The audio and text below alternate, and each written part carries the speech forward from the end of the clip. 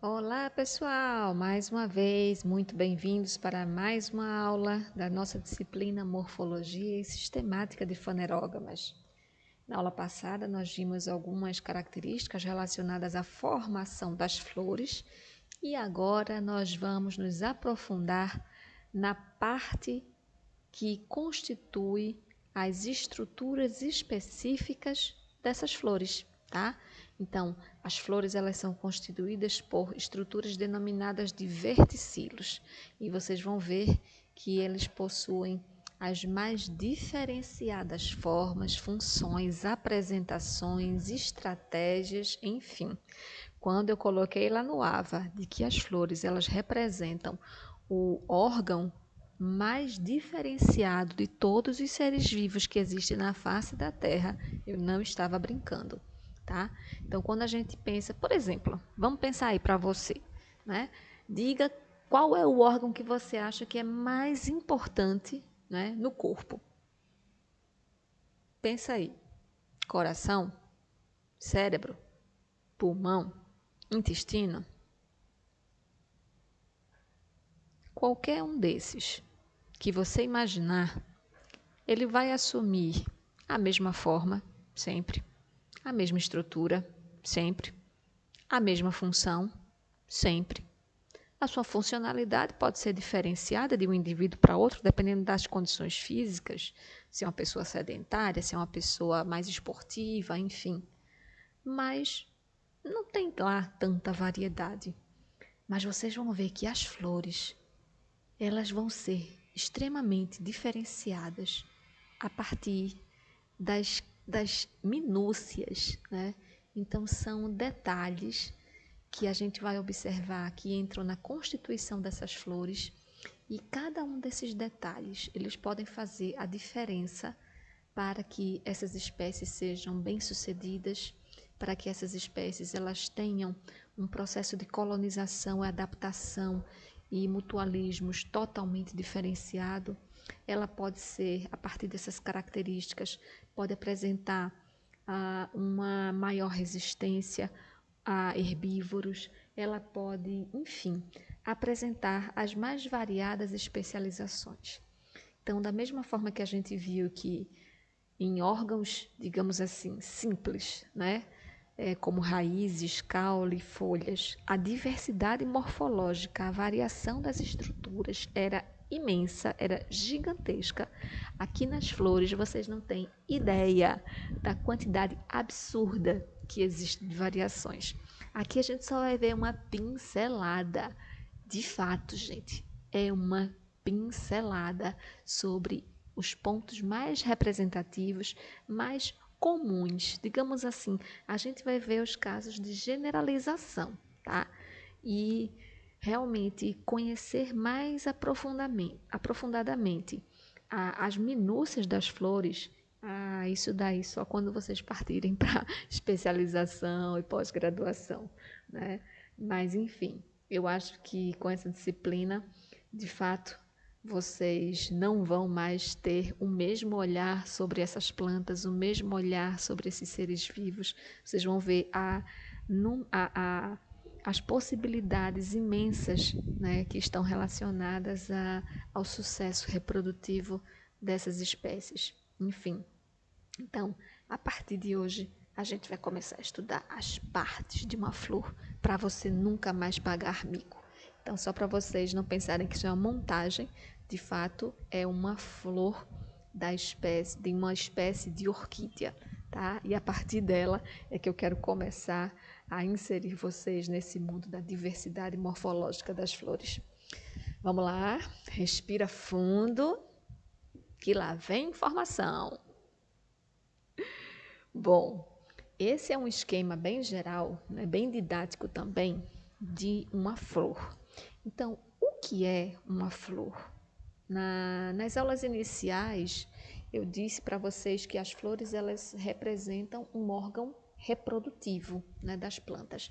Essa é uma definição, tá? É uma definição de fato um pouco simplista e dependendo assim do colegiado em que você esteja inserido, essa definição pode estar até errada, né? Porque a flor, na verdade, ela é o quê? Uma folha modificada, né? A gente não viu isso? Que cada uma dessas estruturas que a gente está vendo nesse esquema aqui, de fato, corresponde a folhas que foram modificadas geneticamente, né? Lá atrás, na história evolutiva do surgimento dessas plantas. Então, essas modificações, essas variações, essas mutações genéticas foram acontecendo, né, gradativamente até o surgimento dessas flores e das suas formas mais especializadas e diversificadas que existem. Mas, de fato, as flores, elas usualmente são chamadas assim, nos livros didáticos elas são apresentadas assim, como os órgãos reprodutivos de uma planta, mas de fato as flores são folhas modificadas que ganharam sim funções, né, relacionadas à reprodução do vegetal, tá? As flores, elas também podem ser elas podem ser definidas como a finalização de um ramo caulinar, tá? Enfim, na apostila que eu vou deixar para vocês, aliás, no capítulo de um dos livros que é chamado de Biologia da Polinização, aliás, um livro excelente que fala muito sobre esse assunto, o capítulo 2 desse livro, ele retrata exatamente todas as questões relacionadas à morfologia floral, né?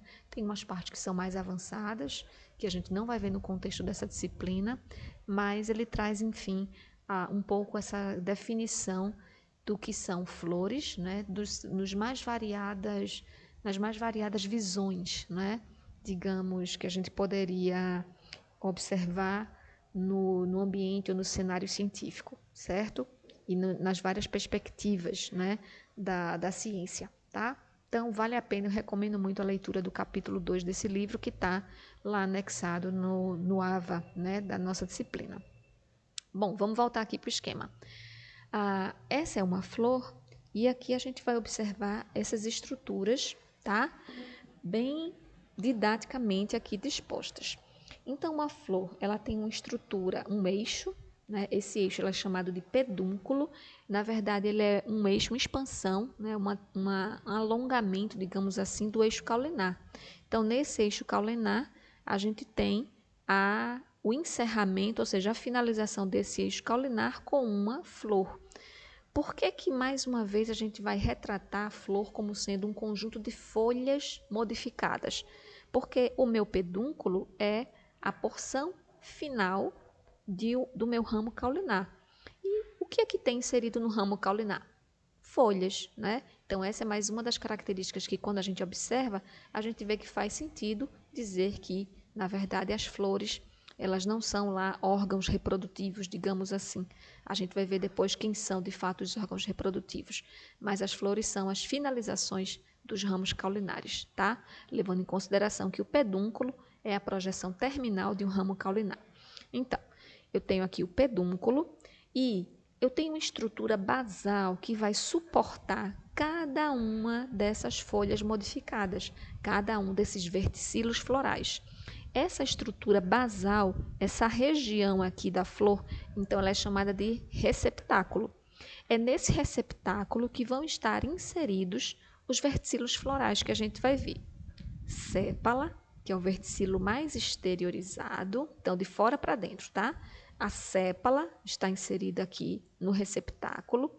As pétalas também estão inseridas no receptáculo. Os estames também estão inseridos no receptáculo. E o carpelo está inserido também nesse receptáculo, ok? Então, essas são as estruturas que constituem uma flor. Esses são os verticilos florais: sépala, pétala, estame e carpelo. Observa que tanto os estames quanto os carpelos, eles são formados por estruturas que contêm ainda subunidades, né? Um estame, ele é formado, ele é diferenciado em quê? Em um filete e em uma antera, tá? Gente, o que é o filete? Deu para pensar? Associa que essa antera, aliás, esse estame, ele é uma folha, não é?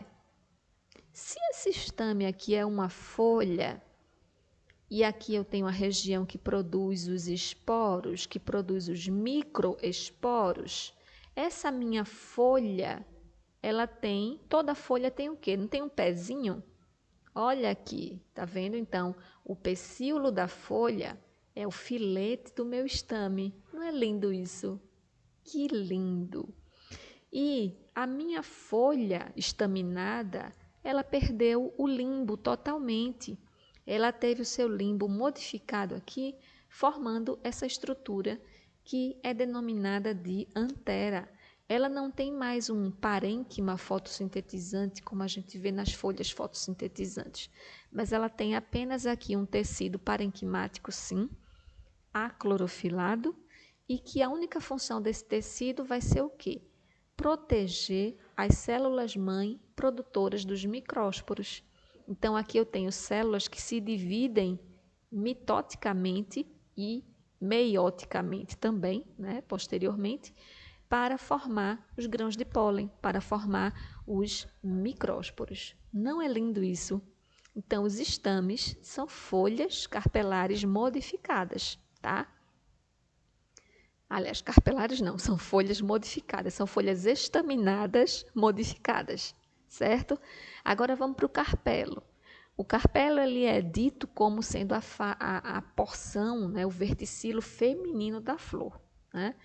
Há controvérsias em relação a esses termos masculino e feminino relacionadas a estame e carpelo, tá? Mas isso a gente vai ver nas próximas aulas de ciclo reprodutivo, não é agora não. Mas enfim, passo a passo. Então, o carpelo, né, ele é a parte que vai formar, é a minha folha carpelar formadora de quê? Dos megásporos, né? Ou seja, dos meus óvulos. Então, o carpelo das flores, ele é formado por uma estrutura semelhante a isso daqui, ó.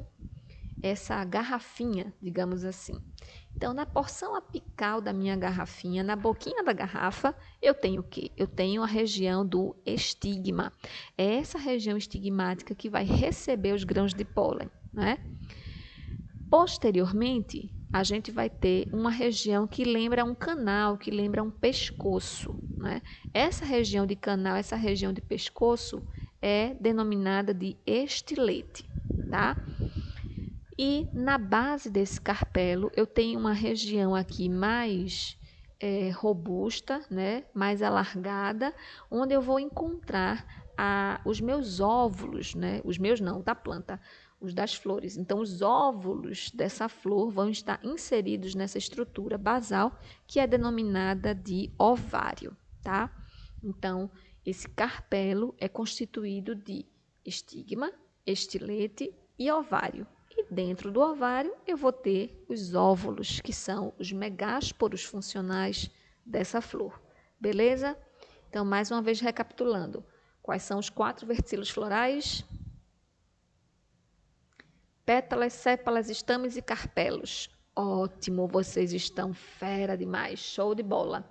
E aqui a gente vai agora prestar atenção nos coletivos. Vocês sabem que as flores elas têm várias pétalas, não é verdade? O conjunto de pétalas é chamada de corola, né? Isso. Então, corola não é somente um carro, corola é uma flor. Olha! Então, conjunto de pétalas é a corola, conjunto de sépalas é o cálice, tá? Chamado de cálice. O conjunto de estames constitui o androceu e o conjunto de carpelos constitui um gineceu, tá bom? Então, os 4 verticilos aqui nas suas unidades representativas e aqui nos seus coletivos representativos, beleza? Verticilos, pétalas, sépalas, estames e carpelos. Coletivo, respectivamente. Corola, cálice, androceu e gineceu. Joia. Vamos lá. Estão comigo ainda, né? Muito bem. Toma uma aguinha aí. Bom, chegaram a parte dos nomes complicados. Não não é complicado, não. É porque são nomes novos. Porque vocês nunca estudam botânica na vida. Isso a gente coloca lá desde a educação básica, né? E quando chega na universidade, todo mundo diz que botânica é chato porque tem muito nome difícil. Não é muito nome difícil. É porque é muito nome novo, tá? E vamos lá conhecer porque a ignorância não é algo que a gente deva cultivar. Então, cálice e corola, elas vão constituir um verticilo, né? Aliás, os verticilos estéreis. Por quê? Porque eles não estão relacionados à produção de gametas, tá bom? A produção de esporos, nem a produção de gametas, consequentemente, tá? Então, cálice e corola vão formar o que a gente chama de perianto, certo? Então, essa parte aqui, esses dois verticilos da planta, eu chamo de perianto. Então, quando uma flor tem cálice e corola, quando uma flor tem sépala e pétala, eu digo que ela é uma flor periantada, tá? E quando uma planta tem o androceu e o gineceu, eu digo que ela é uma flor perigoniada. Olha aí.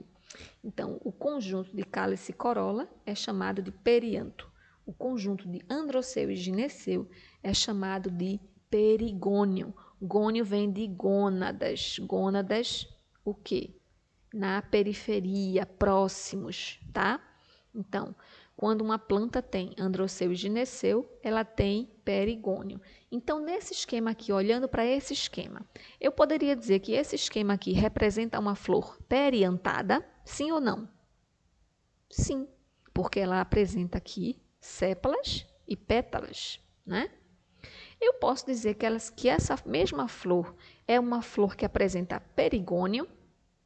Sim, porque eu tenho tanto o verticilo aqui estaminado, quanto o verticilo pistilado, tá? Eu tenho tanto os estames, quanto o pistilo ou carpelo. São sinônimos, tá?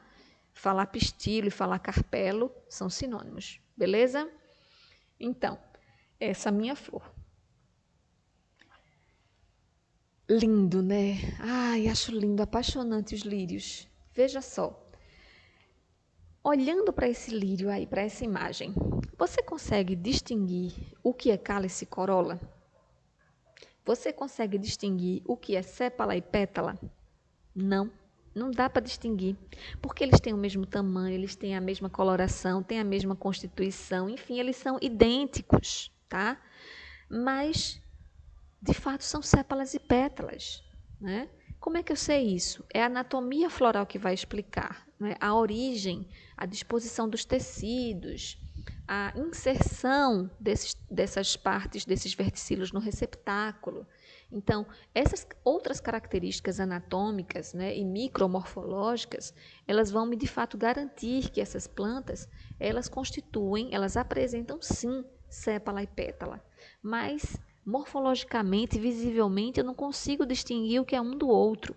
Então, quando acontece isso numa flor, a gente diz que elas são espécies de tépalas, tá?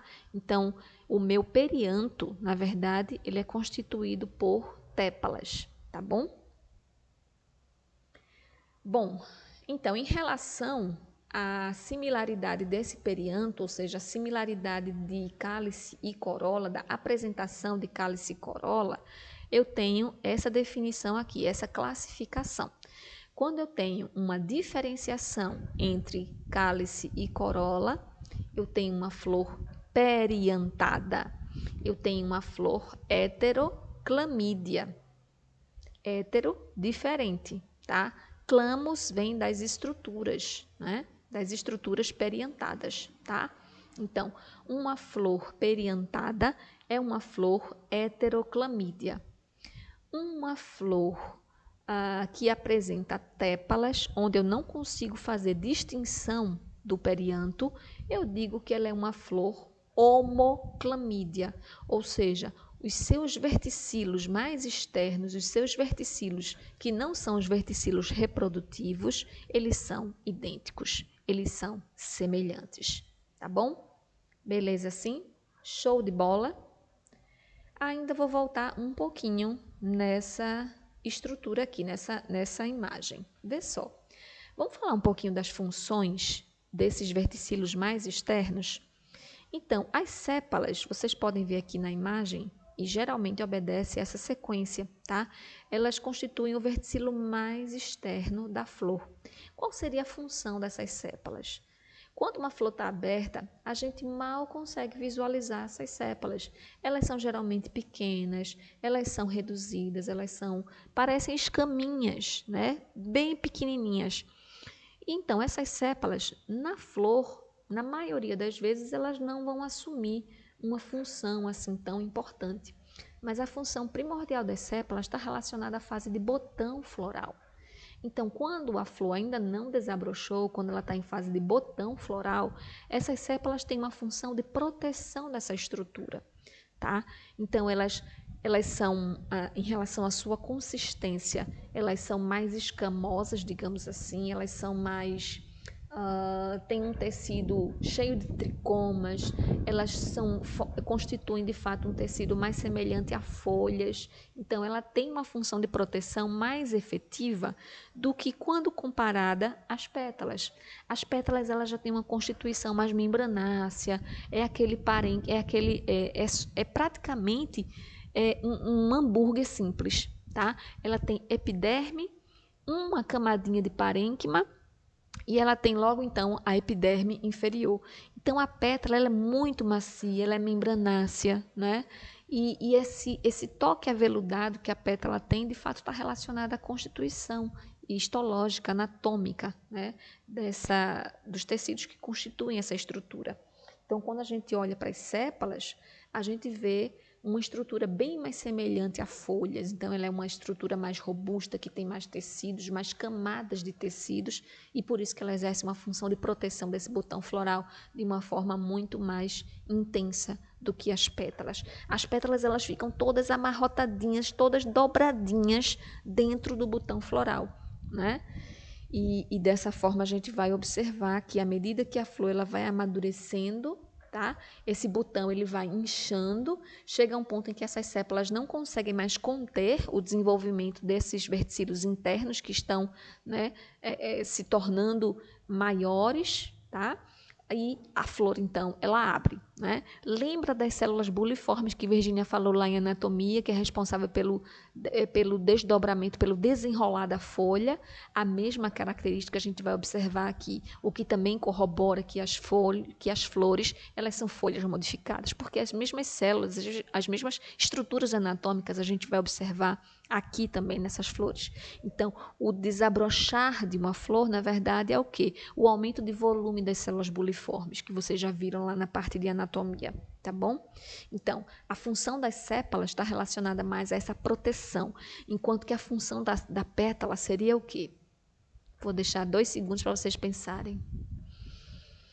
Quando você pega uma flor, você quer levar logo a flor para perto do seu nariz, sentir o olfato, sentir aquele aroma suave, né? Ou até para querer saber se ela tem odor ou não. Bom, as pétalas elas vão constituir essa parte que nos encanta, né? Essa parte mais visual, essa parte que chama a nossa atenção, essa parte que emite odores, essa parte que tem uma textura diferenciada de espécie para espécie. Algumas são mais rígidas, algumas são mais sensíveis, mais delicadas ao toque, né?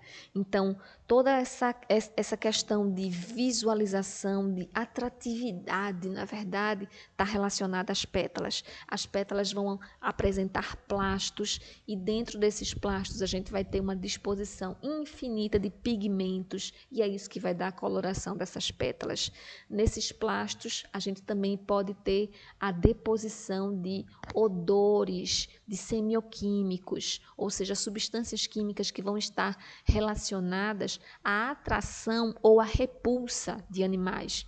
Então, sinalizadores químicos que podem ser percebidos pelo nosso olfato ou apenas pelo olfato especializado do grupo com o qual aquela planta, aquela espécie interage, tá? Então, nessas pétalas a gente também vai ter essas estruturas produtoras de odores, chamadas de osmóforos. Então, a gente tem uma infinidade de representações dentro dessas pétalas ou nessas pétalas, né? Bom, então, destacamos a função aí desses 2 verticilos, função de proteção, função de atração, sobretudo de atração, tá? A função dos estames, claro, produção dos grãos de pólen, dos micrósporos. E a função do carpelo ou do pistilo é a produção do megásporo. Beleza, gente? Respira fundo, vamos lá que tem mais coisa linda. Então, nós vimos então que uma flor tem 4 verticilos, cálice, corola, androceu e gineceu, né? Isso são os coletivos de sépala, pétala, estame e carpelo ou pistilo, né? Uma flor que apresente cálice e corola é uma flor periantada. Uma flor que apresenta pistilos e estames é uma flor perigoniada. Muito bem. Então, essa é mais uma classificação em relação a essas estruturas. Quando uma flor apresenta perianto e perigônio, ou seja, quando ela tem cálice, corola, androceu e gineceu, ela é dita uma flor completa, tá? Ela apresenta os 4 verticilos de uma flor. Ela é uma flor completa. Mas, levando em consideração apenas as estruturas, apenas os verticilos formadores de esporos, né? Se ela tem os estames, tá? Que são as estruturas, né, portadoras de micrósporo, e se ela tem o carpelo, que é a estrutura portadora dos megásporos, então ela é dita uma flor perfeita, tá? Então, não vamos ficar repetindo um erro que é muito comum. É muito comum a gente dizer, chamar de fato essas flores, e aqui vai para a nossa definição meio controversa, tá?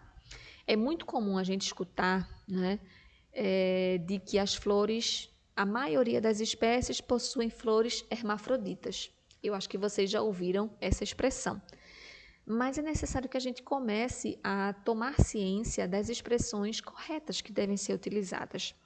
Por que eu não posso associar um termo sexual, né, hermafrodita, ou dizer uma flor masculina ou uma flor feminina, mais uma vez termos sexuais, né?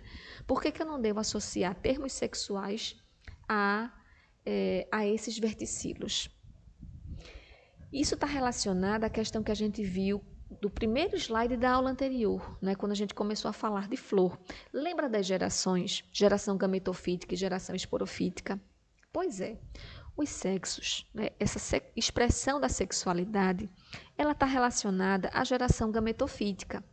Então, eu não posso, não é correto, né, associar uma relação, uma característica que é de uma geração gametofítica, olhando a existência ou a ocorrência ou não de uma estrutura esporofítica. Então, quando eu falo que uma flor ela tem estames e ela tem pistilo, eu estou falando de uma estrutura do esporófito. Esporófito não tem sexo, esporófito é esporófito. Ele vai ter um verticilo ou não vai ter um verticilo. Então, eu não posso dizer que uma flor perfeita é uma flor hermafrodita, porque eu vou estar misturando as coisas, entende? Eu vou estar comparando A com B, né? E quando A e B não são comparáveis, certo? É a mesma coisa de estar comparando, por exemplo, sei lá, meios de transporte, né? Aí eu comparo um barco com o quê? Um foguete, né? Fazem parte de um mesmo contexto, de grupos de meios de transporte. Mas, poxa vida, o barco ele é algo mais aqui do planeta Terra, ele é algo mais, né, mais palpável, digamos assim, mais usual, mais comum. Enquanto que o foguete não é um meio de transporte, pelo menos não agora na nossa geração, ele não é um meio de transporte para a população, né? Ele é para uma população que vai se exteriorizar ao planeta, tá? Enfim, não sei se foi muito boa a comparação, a correlação aí não, mas foi o que deu para sair. Mas eu queria que vocês entendessem exatamente isso. Uma flor perfeita, não, a gente não deve ficar chamando de uma flor perfeita de uma flor hermafrodita, certo? Porque, de fato, eu não posso atribuir sexualidade ao esporófito. A sexualidade é do gametófito. Então, o gametófito está onde? está dentro do grão de pólen e está dentro do óvulo, como a gente vai ver nas próximas aulas de ciclo de vida, certo? Aqui é mais só um passo 2, digamos assim, para o que virá pela frente, certo? Então, eu posso dizer, do esporófito, eu posso dizer isso. Uma flor ela pode ser completa se apresentar os 4 verticilos. E ela pode ser perfeita se ela apresentar o verticilo estaminado e pistilado, tá? Se ela apresentar androceu e gineceu. Beleza, gente? Mas não vamos ficar dizendo por aí, ou vamos nos policiar, né?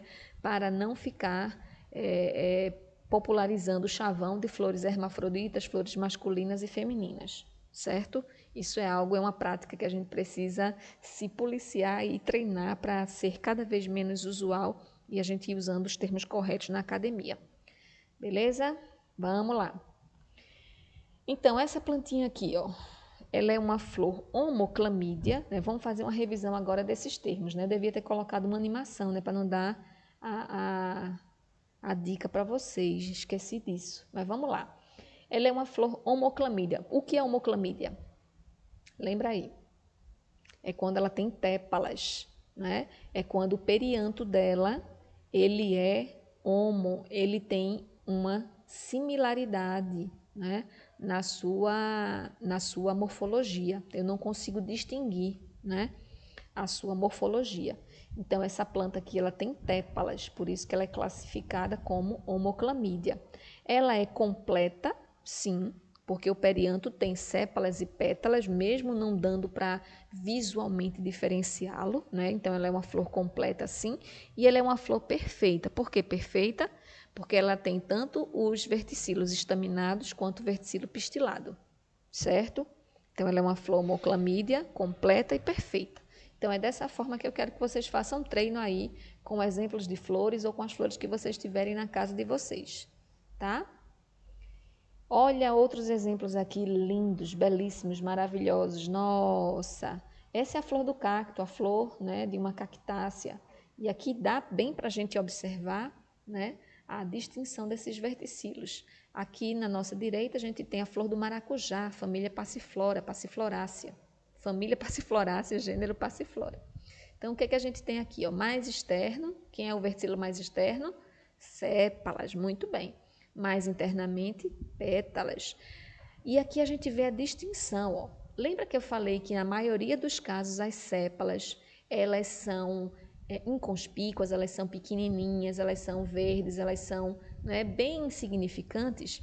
Isso, né, via de regra, mas tem algumas espécies que as sépalas elas têm um contraste, uma participação absurda no processo de atração de polinizadores, tá? Então, aqui nas cactáceas, essas sépalas, por exemplo, elas emitem ultravioleta, que é um espectro de luz que a gente não consegue enxergar, mas que os animais polinizadores conseguem enxergar muito bem, obrigado, né? E aqui também, nas sépalas do maracujá, da passiflora também.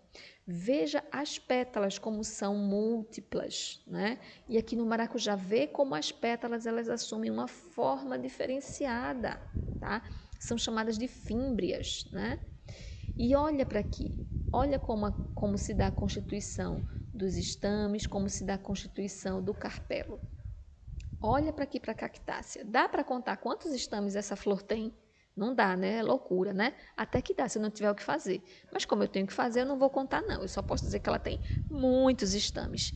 E aqui embaixo, ó, eu tenho a parte do gineceu deslocado para aqui para baixo, tá? Os múltiplos carpelinhos aqui, né? Aqui eu tenho 3 estigmas.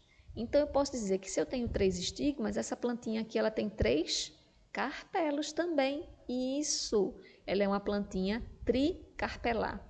E esses carpelos, olha, eles estão unidos. Lembra daquela imagem que eu mostrei lá na nossa primeira aula de fusão de peças? Isso. Aqui eu tenho uma espécie, então, tricarpelar, né? Mas esses carpelos, eles estão unidos. A gente vai falar de fusão e de união de peças daqui a pouquinho. Voltando aqui para o ponto que a gente quer frisar, então, essas aqui são exemplos de flores heteroclamídeas, tá? Ou seja, cálice e corola são distintos entre si, são plantas, são flores completas e perfeitas. Olha aqui, mais um exemplo de flor heteroclamídia. Eita, que pena que não ficou tão boa a foto do mamão, né? Então, heteroclamídia, porque eu consigo distinguir a corola, o cálice ele tá bem aqui na base, ele sim, na florzinha do mamão ele é bem pequenininho, ele fica um escaminho. Ah, dá pra ver aqui na do feminino, parece uma bracteazinha, tá vendo? Né?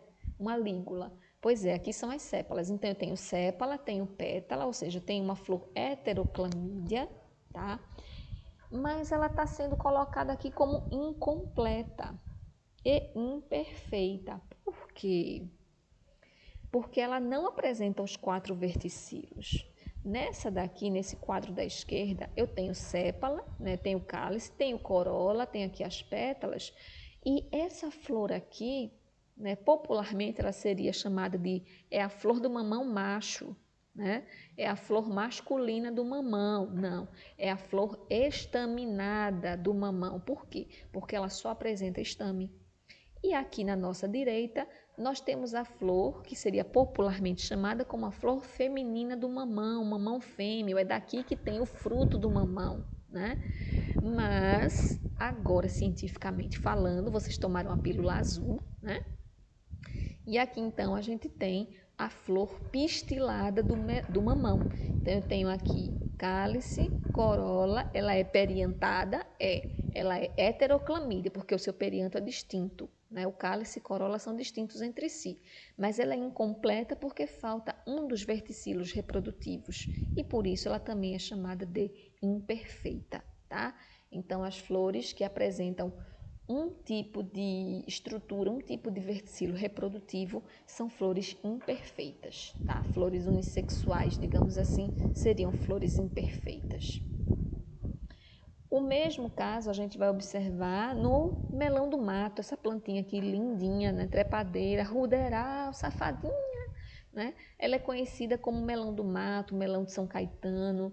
Ela é uma punk, ela tem inclusive algumas propriedades que são medicinais, vermífugo, um monte de coisa aí. É bem bacana ela, viu? Na questão de medicinal.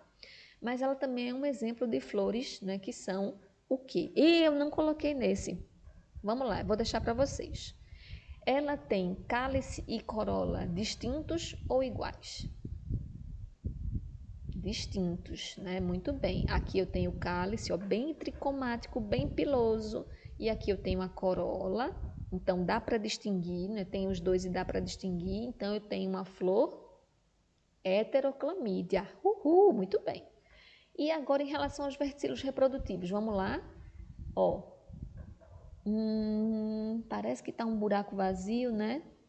É porque o ovário dessa flor, ela está aqui embaixo. Essa flor, ela é uma flor pistilada, tá? E essa é a flor estaminada. Ah, aqui eu tenho, ó. Tá vendo isso aqui? Isso aqui é o ovário da flor. Ela é classificada como flor de ovário supraínfero. Aliás, infraínfero, desculpa. Infraínfero. Ela é muito mais do que um ovário ínfero, a gente vai ver isso. O ovário está abaixo do receptáculo, né? Então, ela é ovário infraínfero. Mas, enfim, detalhes, tá? Então, a flor feminina aqui e aqui em cima a flor, né, masculina. Olha eu dizendo já sexo das flores quando é errado, né? Flores pistiladas e flores estaminadas. Esse é um vício que realmente só a gente se policiando para perder, certo? Então, mais uma vez, então, flores heteroclamídeas, incompletas e imperfeitas. Beleza, meus amores? Vamos para o próximo. E o que é que seria isso? Uma outra classificação. Flores diclamídeas ou diperiantadas. O que é isso? Isso. É quando eu dizer que uma flor é diclamídea ou diperiantada é a mesma coisa de eu falar uma flor heteroclamídea, tá? Então, eu posso dizer que o meu perianto ele é formado por duas composições, né? E que são as sépalas e as pétalas. Então, eu falar que uma flor é heteroclamídea, diclamídea ou diperiantada é a mesma coisa, tá? São 3 termos que eu uso para dar a mesma informação. É uma planta que tem pétalas e sépalas distintas entre si. São presentes na espécie e distintas entre si. Heteroclamídia, diclamídia ou diperiantada. Beleza? E aqui, monoclamídia ou monoperiantada, tá? Então, uma flor monoclamídia é quando eu vou ter uma flor que incompleta. Ela tem somente uma peça do seu perianto, tá? Ou ela tem cálice ou ela tem a corola, né? O que acontece aqui com a buguevilha. Na verdade, isso daqui são as flores verdadeiras, aqui esse roxinho lilazinho são as brácteas, né? E essas flores verdadeiras, elas são formadas apenas por pétalas, elas não têm sépalas, tá? Então, a função de proteção, quem assume são essas folhas, são essas brácteas, né? E as pétalas é o único verticilo do perianto presente nessa espécie, tá? Então, ela é uma flor monoclamídia ou monoperiantada. Então, essa é a classificação quando a gente quer falar, quando a gente quer destacar a quantidade de peças que constitui o perianto. Então, se eu tenho as duas peças do perianto, diperiantada. Se eu tenho perianto formado por uma única peça, por um único verticilo, monoperiantada, tá? E quando uma flor não tem perianto? Quando uma flor não tem cálice, não tem corola, não tem sépala, não tem pétala, quando uma flor é nua, ela é chamada de uma flor aclamídia ou aperiantada. O que é isso que vocês estão vendo nessa imagem? É um exemplo lindo. Essa espécie aqui eu trabalhei com ela, chamada de Dalecampia pernambucensis, tá? Ela ocorre muito, ela é muito ruderal, mas ela é muito lindinha. Isso daqui, de fato, né, essa parte branca aqui, elas são as brácteas dessa inflorescência. Tá vendo esses tricomas aqui? Não cheguem perto, não toquem, são extremamente urticantes, pior do que a urtiga. Vocês não sabem o quanto eu penei para trabalhar as questões dos cruzamentos dessa espécie. Enfim, mas foi uma delícia fazer esse trabalho. Essas flores aqui, ó, tá vendo? Aqui eu tenho a flor feminina, aqui eu tenho a flor masculina. Olha, eu mais uma vez falando de feminino e masculino. Gente, isso é horrível. Aqui eu tenho a flor pistilada. Cadê o mouse? Aqui eu tenho uma flor pistilada. Aqui eu tenho uma flor estaminada. Elise, o que é essa coisinha amarela aqui embaixo? Isso é o recurso da planta. É uma glândula de resina. Essa resina ela é extraída, ela é coletada por abelhas que têm umas cerdas nas suas pernas bem resistentes, que elas raspam tudo isso daqui. Então, esse é o recurso utilizado por essas abelhas para construir os seus ninhos subterrâneos, tá?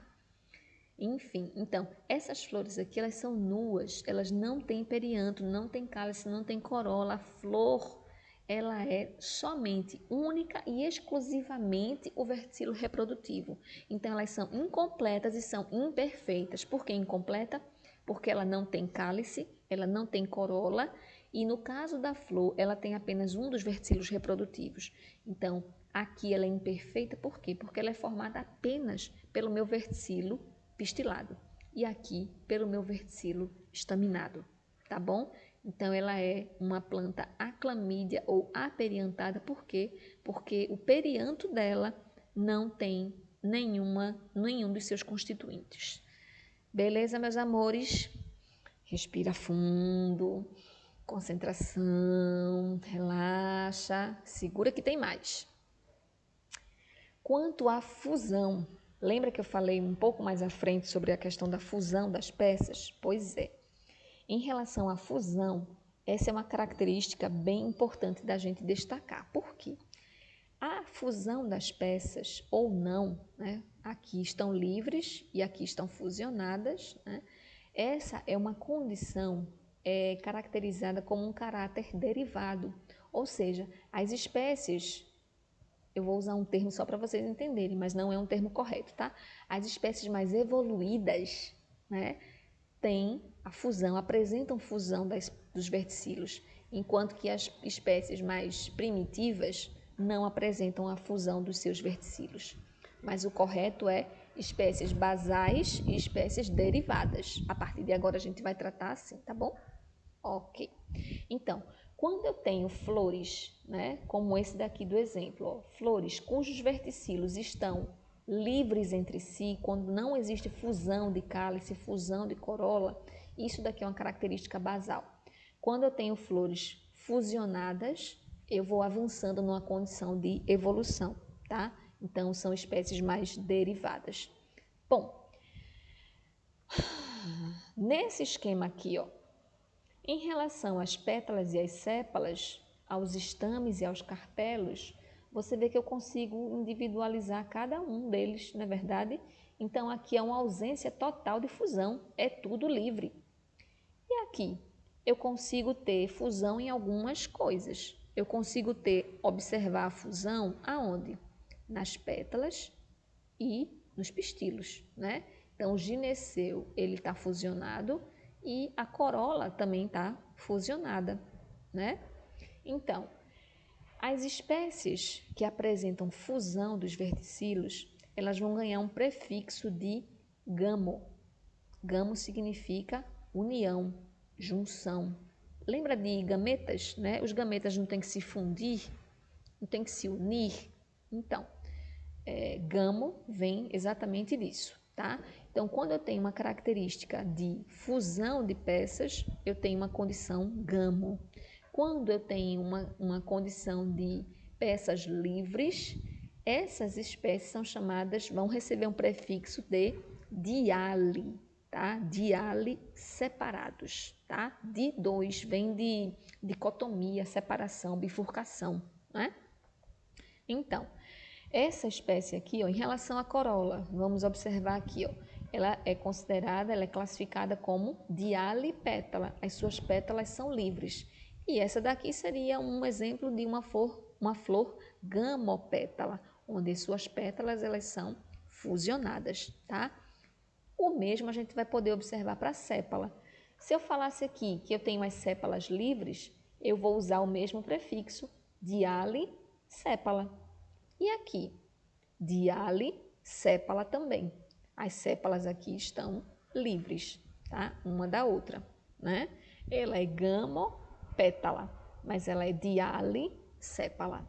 Então, essa fusão, esses dois prefixos, diale ou gamo, a gente vai utilizar para cada um dos verticilos de uma flor, ok?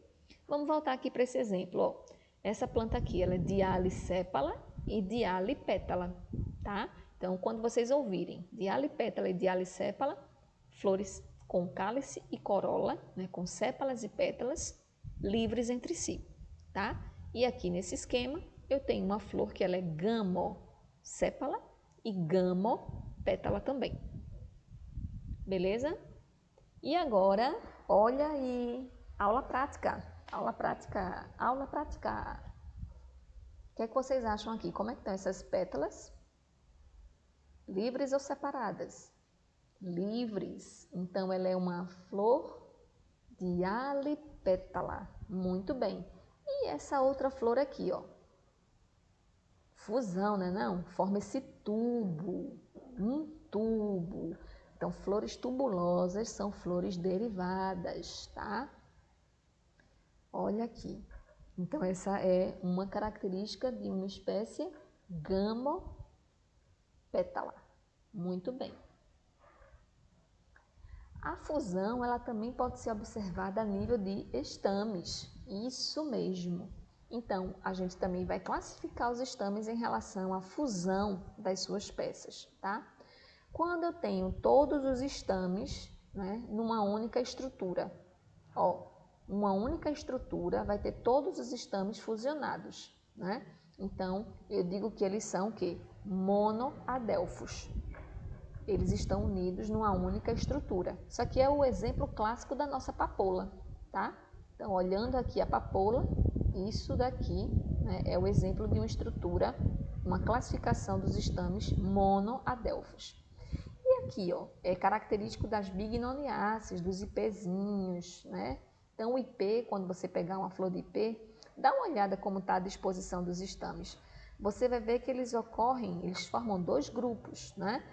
Um estame totalmente livre e um conjunto aqui dos outros estames, né? São 9 estames aqui, com esse o 10º. Então, são 9 estames formando um grupo e um estame sozinho, isolado, bichinho, patinho feio, ficou de fora, tá?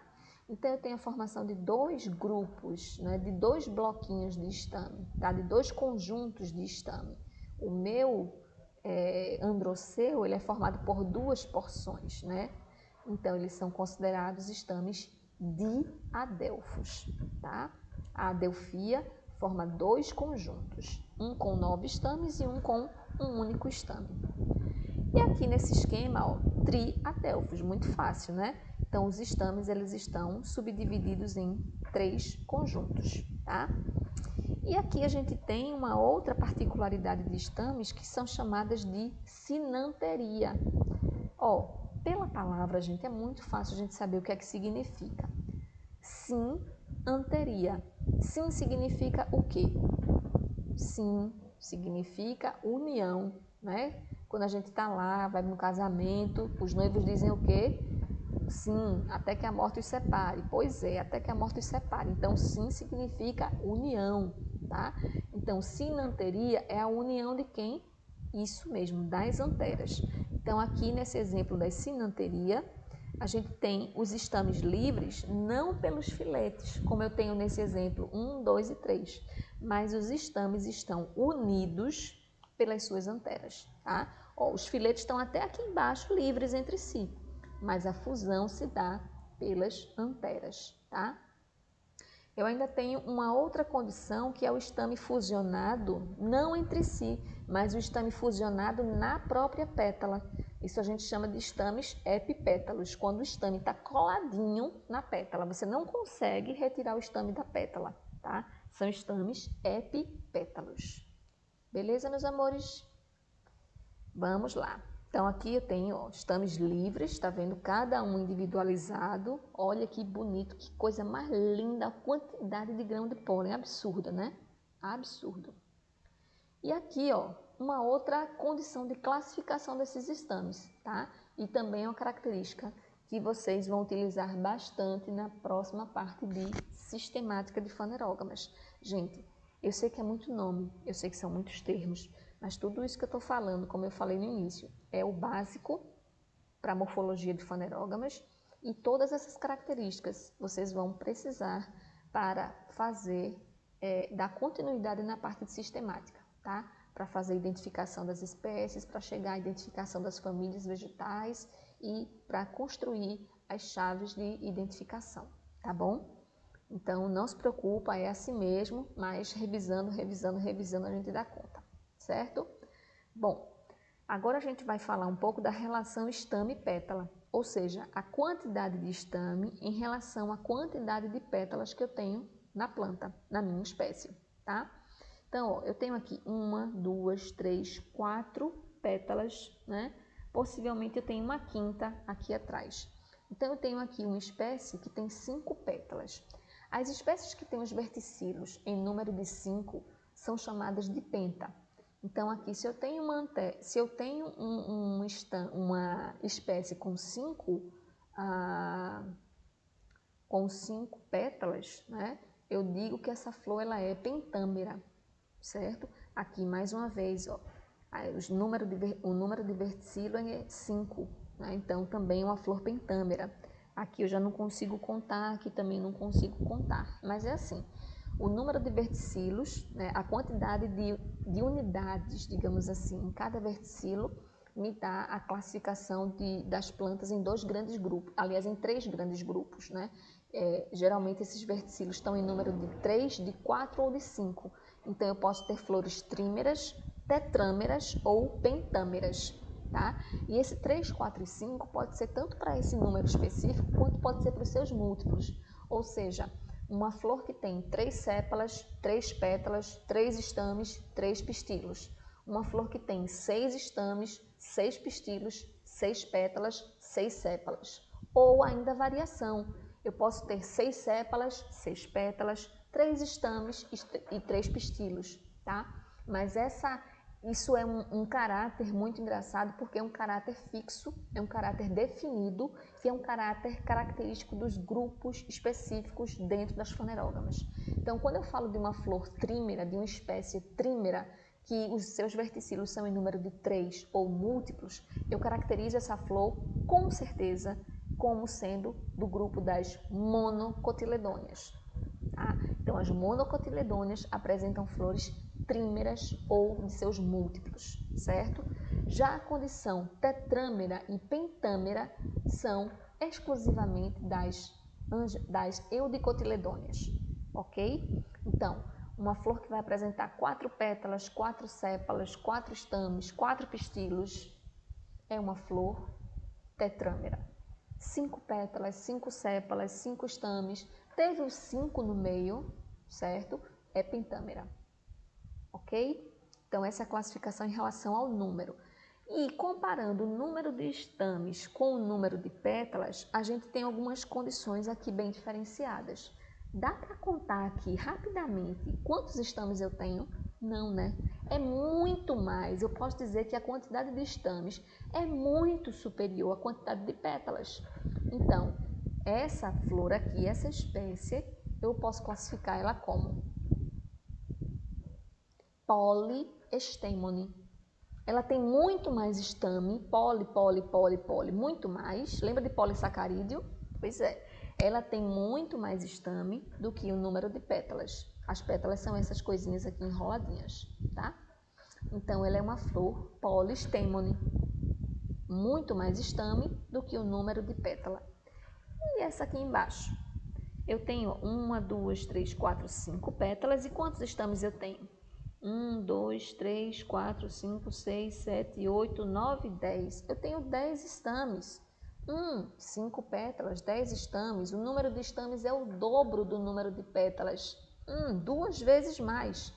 Essa é uma flor diplostemone. O número de estames é o dobro da quantidade de pétalas, tá?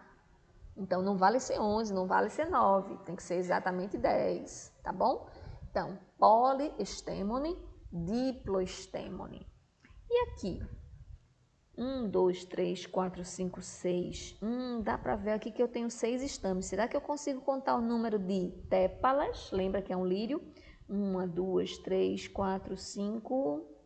O sexto eu acho que deve ter cortado aqui no esquema, tá?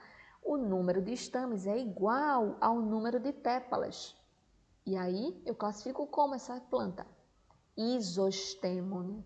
A quantidade de estames é a mesma da quantidade de pétalas. Então, poliestemone, diploestemone, isostemone. E como é que fica aquelas flores que têm menos estame do que pétala? É exatamente o que a gente vê nesse esquema aqui da cana da Índia, tá? Ó, tudo isso daqui, na verdade, a gente pensa que são as pétalas, né? Essa espécie daqui, ela engana muito a gente, tá? Na verdade, o que é que eu tenho aqui, ó? Sabe onde é que está o perianto dessa flor?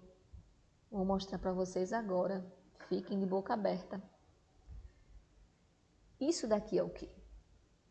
Exatamente, o verticilo mais externo é a minha sépala, é o meu cálice. E o que é isso aqui mais para cima?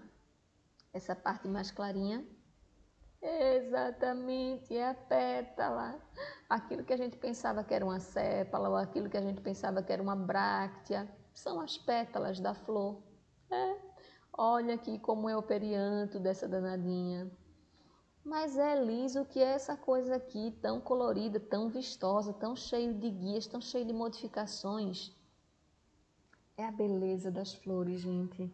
Tudo isso daqui são estames petaloides, ou seja, são estames que se modificaram para assumir uma outra função. Esses estames, em virtude do seu perianto ser inconspícuo, eles assumiram a função de serem atrativos, de serem vistosos, de emitirem coloração ultravioleta. E, né, nessa condição toda, o que é que resultou? Esse daqui é o único estame fértil. Aí, observa que esse estame fértil, ele tem metade da sua constituição ainda com essa condição petaloide, e a outra metade é que representa metade de uma antera. Isso mesmo, a metade da antera, a metade desse estame é que é fértil, né? E aí então eu só tenho meio estame fértil nessa espécie. Então ela é considerada uma espécie oligostêmone, tá? Então tenho pouquíssimo estame em relação ao número de pétalas, tá? Essa planta aqui ela é uma monocotiledônea, são espécies trímeras, né? Não dá para contar todas aqui, mas uma pétala, 2 pétalas, a outra estaria por aqui. São 3 pétalas e 3 sépalas, né? Mas essa é uma condição, né, característica aí da cana da Índia. Ela é uma plantinha, ela é uma espécie oligostêmone, tá? Em relação ainda aos estames, uma outra característica que a gente observa tá no modo da liberação, no modo da abertura dessas anteras. E qual o impacto disso? Lembra que as anteras elas estão formando no seu interior os grãos de pólen, os micrósporos. Então essas folhas carpelares aqui, essas folhas estaminadas aqui, são as folhas portadoras de micrósporo, tá? E esse micrósporo tem que ficar preso na flor? Não, ele precisa ser liberado. Ele precisa chegar até a estrutura que vai receber o grão de pólen, que vai proporcionar a fecundação do gameta masculino com o gameta feminino, não é verdade? Então, esses esporos, esses microesporos, esses grãos de pólen, precisam sair. E essas anteras, então, elas precisam se abrir de alguma forma. Essa abertura nós chamamos de deiscência, ok?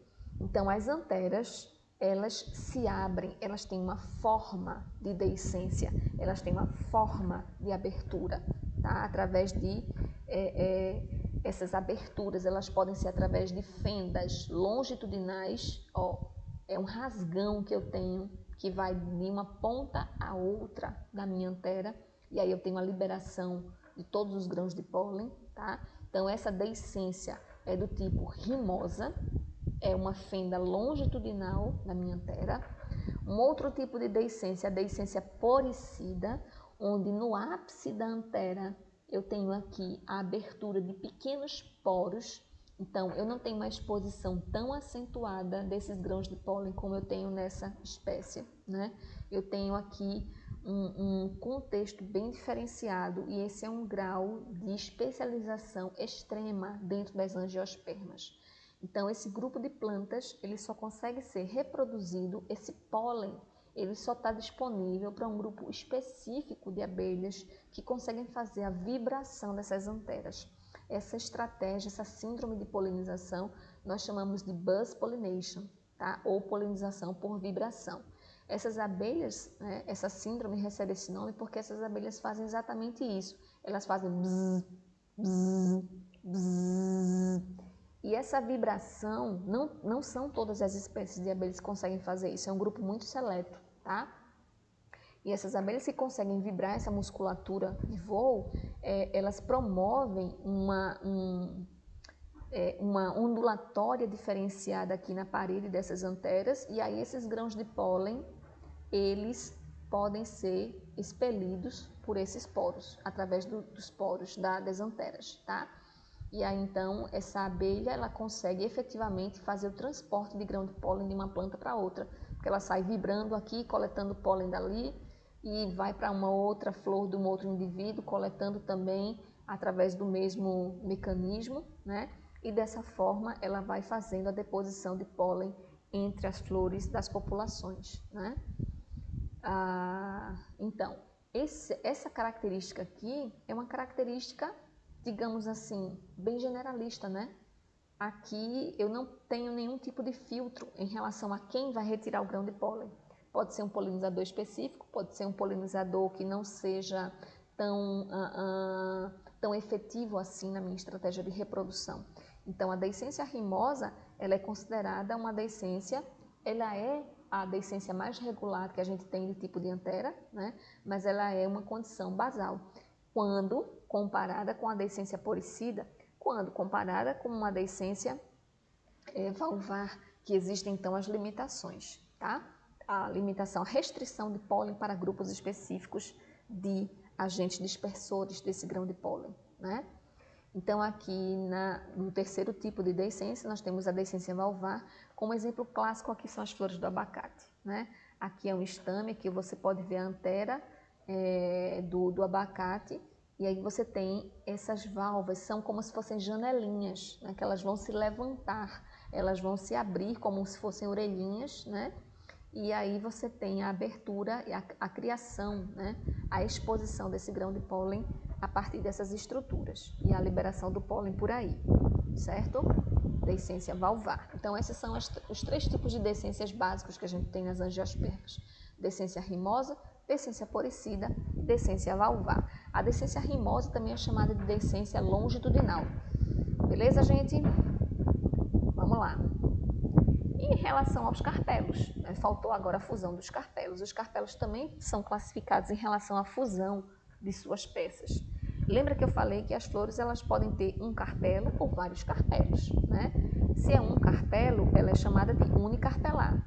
Mas, se ela tem mais carpelos, como é que esses carpelos vão se apresentar? Livres ou fusionados? Então, nesses esquemas aqui, a gente pode observar essas opções. Veja só, aqui eu tenho uma flor que apresenta 3 carpelos. E esses 3 carpelos eles estão livres entre si, tanto a nível de ovário, quanto de estilete e de estigma. Então, quando eu tenho uma flor carpelada, tá? Que tem carpelos, que tem pistil, e eles são livres entre si, eu digo que essa flor ela é apocárpica, ok? Carpelos livres entre si, flor apocárpica. Carpelos unidos entre si, em algum dos níveis, são flores sincárpicas. Lembra do sim? União? Muito bem, até que a morte os separe. Flores sincárpicas significa que os carpelos estão fusionados, e essa fusão pode ser apenas a nível de ovário. Então aqui eu tenho um ovário gamocarpelar e os estiletes e estigmas são individualizados, ou eu posso ter uma condição total de fusão, onde eu tenho uma fusão a nível de ovário, de estilete e de estigma, certo? Então essas variações também elas são muito relativas de espécie para espécie. Olha aqui, um exemplo clássico de flores apocárpicas e sincárpicas. Ó, aqui é um carpelo, aqui é outro, outro e outro. Ela é uma flor, né, com 4 peças. Aqui, os 4 carpelos aqui foram fecundados, mas eles são distintos entre si. Flor apocárpica, tá? E aqui a nossa grande querida papoula, muito fofinha, bonitinha. Quantos carpelos constituem essa planta? E aí, o que é que vocês acham? Se aqui eu tenho a indicação de que eu tenho 5 estigmas e eu sei que cada carpelo tem um estigma, eu posso dizer que a papoula ela é o quê? Pentacarpelar. Isso mesmo. Eu tenho uma flor pentacarpelar. E em relação à fusão, ela é gamo ou ela é diálogo? Ela é gamo. Por quê? Porque eu tenho aqui uma separação somente dos meus estigmas. O filete, ele é inteiro, tá? E lá embaixo o ovário também é uma única peça, certo? Então, ela é uma espécie gamocarpelar. Olha aqui que característica a gente pode observar nesse esquema. Não estou falando aqui de fusão, mas eu estou falando aqui de posição. Essa é uma outra característica que a gente pode utilizar para a classificação das flores. São características que vocês precisam estar antenados para poder fazer a identificação das espécies na parte de sistemática, tá? Bom, então em relação à posição do ovário no receptáculo, as flores elas podem ter o ovário súpero, o ovário está acima do nível do receptáculo, semi-ínfero, né? O receptáculo está aqui, mas ele faz uma curvatura, ele faz uma depressão, ele forma uma depressão, então o ovário fica meio dentro, meio fora desse receptáculo, tá? Ou dessa estrutura, né? Dessa depressão. E o ovário pode ser ínfero, quando ele está abaixo, né? Ele está compreendido por essa estrutura, por essa depressão, certo? Totalmente compreendido. Essa depressão nós chamamos de hipanto. Tá? Essa abertura aqui é como se fosse uma depressão mesmo, né? Uma depressão dessa parte do receptáculo que vai sofrer, que vai proporcionar essa invaginação do ovário nessa estrutura do ramo caulinar, tá? E aí então, vê só, é facinho, gente, são os contrastes. Se uma flor tem ovário súpero, ela é uma flor hipógena, porque todas as peças, todos os verticílios, eles vão se encerrar, né, vão estar situados abaixo desse ovário. Então, flor hipógena, ela tem o seu ovário súpero, é como se o ovário estivesse acima de todas as coisas, tá? O ovário está no meio de todas as coisas. Então, essa é uma condição de uma flor perígena. E o ovário aqui está abaixo de todas as coisas. Então, todas as coisas estão acima do ovário. E aí é uma flor epígena, tá? Tudo está em cima de quê? Do ovário. Gino de gineceu. Epi, sobre, superior. Não é verdade? Pronto. É daí que vem, ó, tá vendo? Mais uma vez, prefixos e sufixos. A gente precisa entender para poder dar a definição dos conceitos, beleza? Então, essas são as 3 classificações de posição do ovário das flores de angiospermas, certo? Ovário súpero, ínfero e semiínfero faz com que a gente tenha flor hipógena, perígena e epígena. E aí, ó, fusão dos carpelos e número de carpelos. Então, como eu falei para vocês, aqui eu tenho o esquema de uma flor unicarpelar. Lembra que o carpelo tem que ter a soldadura, né? Ele é unicarpelar, mas ele sofreu a soldadura daquela folha carpelar.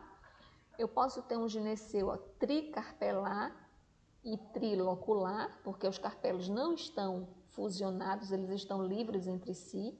Então, aqui eu tenho uma condição tricarpelar e trilocular, porque aqui é um lóculo, aqui é outro lóculo e aqui é outro lóculo. O que é esse lóculo? É uma casa, é o espaço. É um espaço que representa cada carpelo, tá?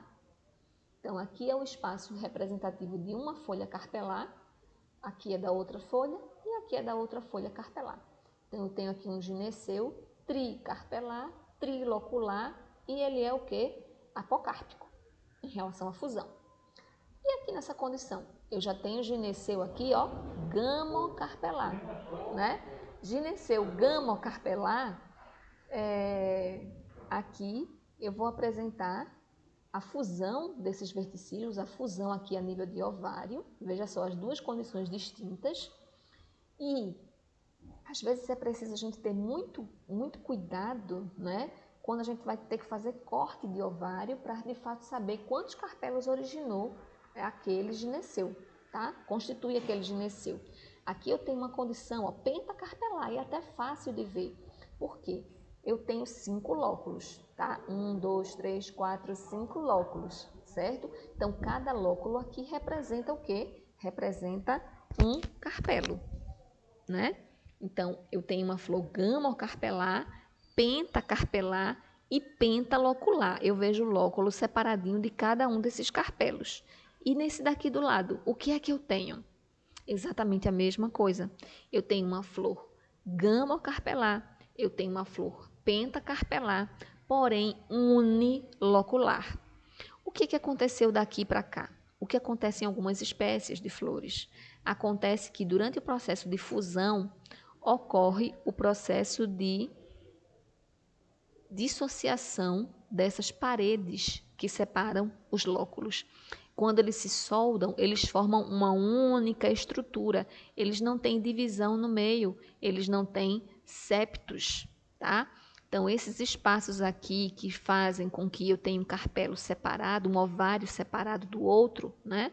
É chamado de septo. Então, nos ovários N-carpelares, eu posso ter ou não septos. Tá? Quando eu não tenho septo, eu tenho uma estrutura unicarpelar, mesmo sendo formada por mais de um carpelo. Ok? Estão comigo? Muito bem. E aí, olha, os vários exemplos que a gente pode ter nos variados tomates. Eu acho o tomate ótimo como exemplo para a gente estudar essa parte de lóculos e carpelos, porque eles têm muitas variações, né? E cada variedade de tomate faz com que a gente tenha uma quantidade de carpelos e uma quantidade de lóculos, né, diferente um do outro. Então, quando vocês forem fazer a salada do almoço, né, vocês vão observar, quero que vocês observem exatamente isso. A prática de vocês vai fazer a salada, né, a salada da refeição de vocês. Então, quando vocês forem cortar o tomate, quando vocês forem cortar o pimentão, eu quero que vocês vejam, quero que vocês observem quantos carpelos estão formando esse fruto, porque se é um fruto, foi originado de uma flor, né? Então, eu quero que vocês façam menção observem quantas carpelos tinha naquele fruto, tá? E quantos lóculos vocês estão observando. Lembra que pimentão, às vezes a gente tem esses septos, né, bem distintos, eles fecham mesmo de um lóculo para outro, mas tem outras espécies que esse septo praticamente nem aparece. Tá? Então, veja as coisas que são muito interessantes e que estão no nosso dia a dia. Então, quando vocês estiverem fazendo salada aí, vamos fazer também aula prática, né? E aí a gente vai ter um momento de culinária extremamente científico, extremamente salutar, né? Unindo aí os conceitos na prática. Tá bom, gente? Então, nesse caso aqui, nesse corte, a gente vai ter o quê? Um ovário unilocular. É um único lóculo. Mas eu posso ver que ele é tricarpelar. Porque eu tenho aqui um conjunto de óvulos, outro conjunto e outro conjunto. Cada conjunto desse representa, de fato, uma placenta. Tá? Então, os óvulos comportam os embriões. Os embriões se desenvolvem dentro de quê? De placentas. Lembra que as plantas também são organismos embrionários, assim como a gente, tá? Então, os embriões, eles se desenvolvem dentro das placentas, né? E aqui, então, eu tenho, na verdade, uma flor, né? Essa flor aqui deu origem a esse fruto tricarpelar, tá? E aqui, isso mesmo, é uma planta o quê? Bicarpelar e bilocular. E ela é gamodiale carpelar. Gamocarpelar. Os dois carpelos estão unidos numa mesma estrutura, certo? E aqui nos lóculos, esse esquema aqui lembra muito o nosso pimentãozinho, não é verdade? Então, vai partir um pimentão agora e me diz, né, quantos lóculos você observa, tá? E um outro detalhe aqui que é em relação à placentação, que eu já tinha falado também anteriormente. Os óvulos estão aqui ligados na parede do ovário, né? Então, essa placentação, ou seja, a inserção do óvulo na parede do ovário é chamada de parietal. Oi? Aqui, é num eixo axial, né? Tá? Então, aqui eu tenho uma flor gamocarpelar, trilocular, tricarpelar. E olha aqui todas as outras variações de placentação que a gente pode observar. Ufa, é muita coisa, não é mesmo? E aí eu vou deixar para vocês brincarem, cortando frutos, cortando o material aí para fazer a saladinha, todo mundo muito gastronômico e observando essas estruturas de número de carpelos e de placentação, ok? Ai, eu acho que está chegando ao fim, mas antes disso a gente vai falar das simetrias das flores, tá? Isso mesmo. As flores, elas também são classificadas em relação à sua simetria. Existem flores, né, que vão ter uma denominação de simetria chamada de actinomorfa, que corresponde na zoologia a uma simetria radial, ou seja, essa planta ela pode ter vários planos de corte. Onde quer que eu corte essa flor, eu tenho duas metades iguais, tá? Então, esse tipo de simetria é chamada de simetria actinomorfa. Simetria bilateral ou simetria zigomorfa. São flores que apresentam um único plano de corte, onde que seja possível ter duas metades iguais, tá? E as flores também assimétricas, ou seja, eu não tenho nenhum plano de corte, eu não tenho como cortar e ter duas metades iguais dessa flor, certo? Então, esses são os três padrões de simetria que a gente vai observar. E em relação à evolução, as flores actinomorfas são basais, as flores zigomorfas caracteriza, assim, uma condição muito derivada no aspecto evolutivo, tá? Porque essa zigomorfia está relacionada também ao mecanismo de aproximação e de visualização dos polinizadores a essas flores. As flores assimétricas, a gente não tem ainda uma grande definição relacionada à sua posição, seja basal ou seja derivada. Outras características florais, elas vão posicionar essas flores nessa escala filogenética. Eu coloquei aqui, ó, em relação ao número de peças. Essas flores, então, podem ser classificadas como trímeras, tetrâmeras ou pentâmeras. Apesar de serem bem monocromáticas aqui, né, não fazem parte do mesmo grupo, não são da mesma espécie, claro. Mas aqui, então, é uma característica, né, típica de monocotiledôneas, enquanto que 4 e 5 unidades constituindo os verticilos, esse número 4 e 5 representam aí o grupo das eudicotiledôneas, tá? E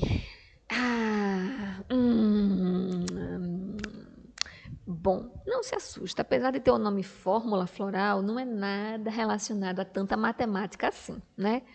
Na verdade, é muito engraçado brincar de fórmula floral. É como se fossem enigmas. Vocês já fizeram aquele joguinho de enigmas? Detetive? Pois é. Eu quero que vocês, essa vai ser uma das atividades que eu quero que vocês coloquem lá, para um grupo tentar adivinhar qual é a pétala ou qual é a pétala não, qual é a fórmula floral de uma flor imaginária que vocês vão criar, tá?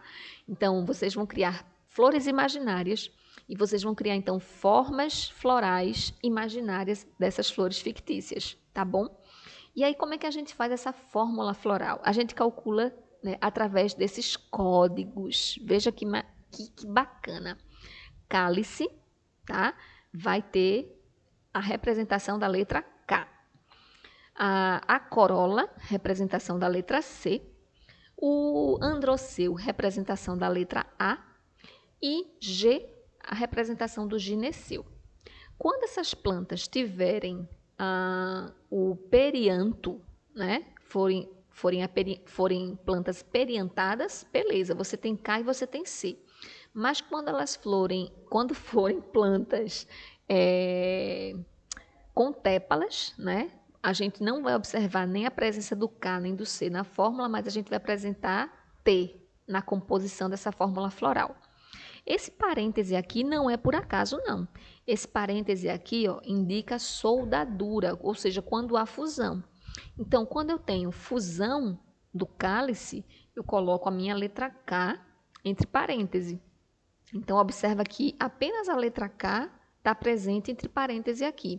Então, eu posso dizer que essa minha planta, ela é gamosépala, dialipétala, diali estaminada, né? Tem os estames livres e também tem os carpelos livres, tá? E, P e H é aquela condição da flor em relação à posição do ovário, né? Flor epígena tem o ovário o quê? Tem o ovário ínfero, flor perígena, ovário semiínfero, flor hipógena, ovário súpero, tá? Então, a gente representa o tipo de flor com as letras E, P e H. Ops, ainda não vou não. Outra característica da fórmula é que a gente apresenta assim, ó, essa carinha cruzada, né? A gente associa isso daqui à característica de simetria zigomorfa, tá? Enquanto que só um asterisco é actinomorfa. Esse X aqui, né, em itálico, representa o número variável, tá? Ou seja, lembra daquela flor do cacto que tinha muitos estames? Eu não consigo contar, então eu colocaria A, né, entre parênteses, X, tá? Porque eu tenho o androceu formado por muitos estames. Aliás, muitos não, né? Muitos é o infinito. Número variável é variável mesmo. Eu não sei nem te dizer um exemplo agora, gente.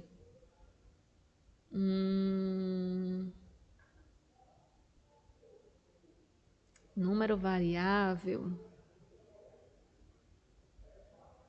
Eu tenho que pesquisar. Esqueci agora, tá? Onde é que a gente encontra essa condição de número variável? Mas, enfim, pode estar representada número de óvulos, pode estar representada, porque o número de sépalas e dos verticilos, de modo geral, não são variáveis, não. São o número de estames, né? Pode ser variável, o número de óvulos pode ser variável, mas a condição de muitos é quando não dá para contar, né? Enfim, a variável também pode ser de estame, porque tem plantas que apresentam variação no número de estame. Eu posso ter 8 estames, 10 estames. Eu já trabalhei com plantas assim. Estou me lembrando de alguns casos, tá? Mas enfim, essa daqui é uma fórmula bem simples, tá? Se vocês baixarem na internet, procurarem no Google fórmula floral, vocês vão ver várias outras características que vão ser extremamente interessantes para fazer a tentativa de decifrar que flor hipotética vai ser essa que vocês vão criar. Até eu vou entrar na brincadeira, tá? Então, quero ver aí as flores mutantes que vocês vão criar e a gente vai brincar bem muito falando de fórmula floral. Então, não esquece de associar a presença dos verticilos, a fusão dos verticilos e o número deles quando vocês forem criar essa flor fictícia. Beleza? E agora sim, eu quero que vocês vão à prática fazendo muito corte de frutos que vocês tiverem aí, fazendo umas saladas bem saborosas, né? E tudo isso a gente vai comentando no fórum. Um grande abraço, até a próxima, gente. Tchau, tchau.